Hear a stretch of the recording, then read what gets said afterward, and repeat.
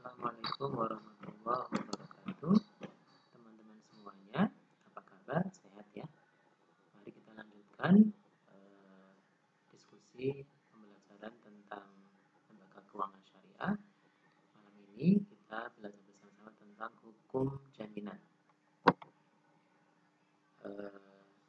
Ketika pembiayaan itu bermasalah, maka jalan keluarnya, way out-nya, first way out-nya, yang pertama adalah bisnis nasabah tersebut. Ya, jadi sebisa mungkin pengeluaran atau solusinya adalah pada bisnis nasabah. Nah, yang kedua, manakala bisnisnya sudah tidak bisa diharapkan adalah second way out, namanya jaminan nasabah. Nah, jaminan itu ada jaminan umum, ada jaminan khusus. Jaminan umum lahir karena undang-undang pasal 1311 KUHP, dan jaminan khusus lahir karena perjanjian pasal 1311 ayat 2 KUHP. Ya. Nah, syarat jaminan ekonomis. Ekonomis itu punya nilai ekonomis ya.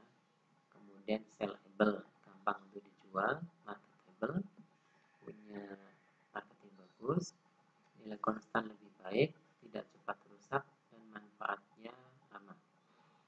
Adapun secara yuridis, milik nasabah lebih baik ya, diusahakan miliknya sendiri, dikuasai nasabah lebih baik, tidak dalam sengketa, ada legalitas, tidak sedang dijaminkan ke pihak yang lain.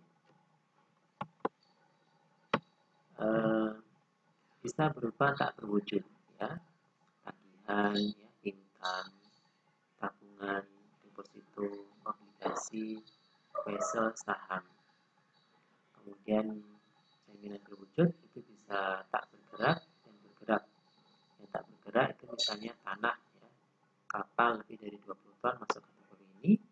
Sementara kalau bergerak itu adalah kendaraan, perhiasan, barang ya. Nah, yang lain kalau kita mengenal namanya BOH ya, itu bisa berupa personal guarantee atau corporate guarantee ya, jaminan personal dan jaminan perusahaan. Jadi kita bicara kalau jaminan kebendaan tadi ya.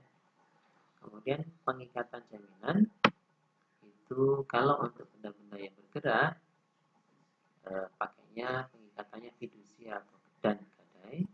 Kemudian benda yang tak bergerak ya, contohnya tanah tadi itu SKMHT, surat kuasa memasang hak tanggungan, atau APHT atau pemasangan hak tanggungan.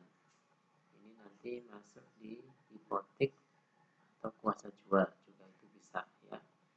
Kemudian benda tak berwujud itu gadai, kuasa debat, cesi ya. Dan kemudian penjamin hutang itu diikat dengan notaris dan di bawah tangan. Nah, jaminan bisa dikategorikan juga jaminan material dan jaminan imaterial. Jaminan material, objek jaminannya adalah barang bergerak dan barang tak bergerak. Ini tadi kita sudah bicarakan. Kemudian jaminan imaterial itu bisa perorangan, bisa barang yang tak berwujud. Ya, contohnya misalnya saham gitu ya, goodwill. Nah, barang bergerak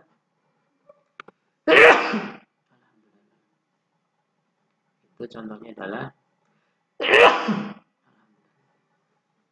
kendaraan, barang dagangan, inventaris, perhiasan, dan lain-lain.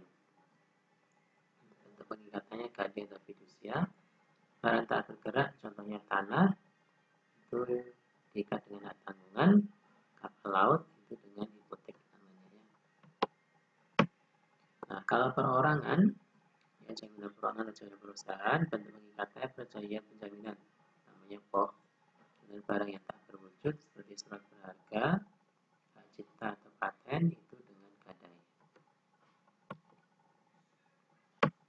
Nah, sifat pengikatan jaminan bisa aksesorir, eksistensinya tergantung perjanjian pokok, hapusnya tergantung perjanjian pokok.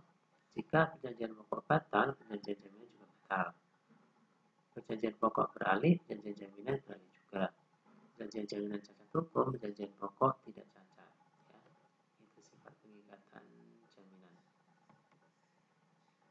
Awas, ya, jaminan diikat dengan sempurna supaya aman untuk kita pihak, dalam hal ini lembaga keuangan. Jaminan dikuasai dengan sempurna, jangan ada toleransi terhadap dokumentasi, cair jika jaminan sudah diikat dengan sempurna dan dokumen atau jenis jaminan sudah dikuasai dengan sempurna. Bahaya mencairkan dana jika jaminan tidak diikat dan dikuasai dengan sempurna. Ya, tadi yang di depan ilustrasinya,